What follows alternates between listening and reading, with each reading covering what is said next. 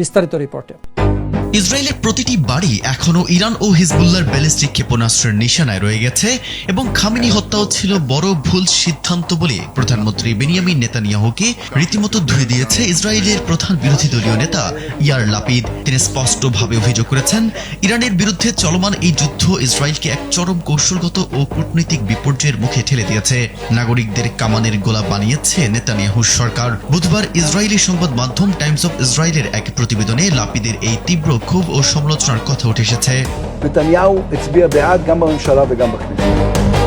ইয়ার Lapid বলেন, আর কয়েক ঘন্টা বা দিন পর অথবা যখনই তিনি মনে করবেন যে বাংকার থেকে বেরিয়ে আসা নিরাপদ, তখনই নেতানিয়াহু জাতির সামনে দাঁড়িয়ে এই যুদ্ধকে সফল বলে চালানোর চেষ্টা করবেন। কিন্তু এটি হবে এটি ডাহা মিথ্যা। লাপিদ স্বীকার করেন যে ইসরায়েলের সেনাবাহিনী ও বিমান বাহিনী তাদের সাধ্যের চেয়েও চমৎকার কাজ করেছে, কিন্তু নেতানিয়াহু উদ্ধত্ত, দায়িত্বহীন এবং পরিকল্পনার অভাবের কারণেই দেশ আজ এই বিপর্যয়ের মুখে। তিনি আরও অভিযোগ করেন, নেতানিয়াহু আমেরিকানদের কাছে মিথ্যা বলে দুই দেশের মধ্যকার বিশ্বাসকেও মারাত্মকভাবে ক্ষতিগ্রস্ত করেছেন।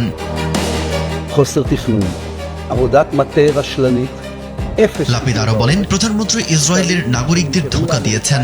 নাগরিকদের সুরক্ষার জন্য কোনো আশ্রয় কেন্দ্র, শিক্ষা বা ক্ষতিপূরণ ব্যবস্থা করা হয়নি। এমনকি বেন গুরিয়ান বিমানবন্দরের জন্য কোনো পরিকল্পনা ছিল না। সরকারের আচরণ দেখে মনে হয়েছে ইসরায়েলি নাগরিকরা যেন স্রেফ সরকারের কামানের গোলা। লাপিদের মতে, নেতানিয়াহু আদর্শিক কারণে যুদ্ধে জড়ালেও এটি কিভাবে শেষ করবেন সে সম্পর্কে তার কোনো ধারণাই ছিল না। এর ফলে ইরানের শাসন ব্যবস্থাকে পরাজিত করা যায়নি, আবার পারমাণবিক হুমকিও দূর হয়নি।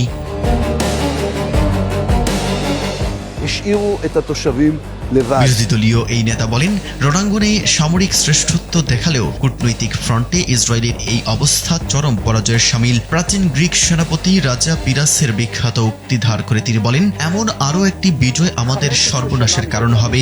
লাপিদের এই ক্ষোভের সঙ্গে সুর মিলিয়েছেন ডেমোক্রেট দলীয় চেয়ারম্যান ইয়ার গোলানো।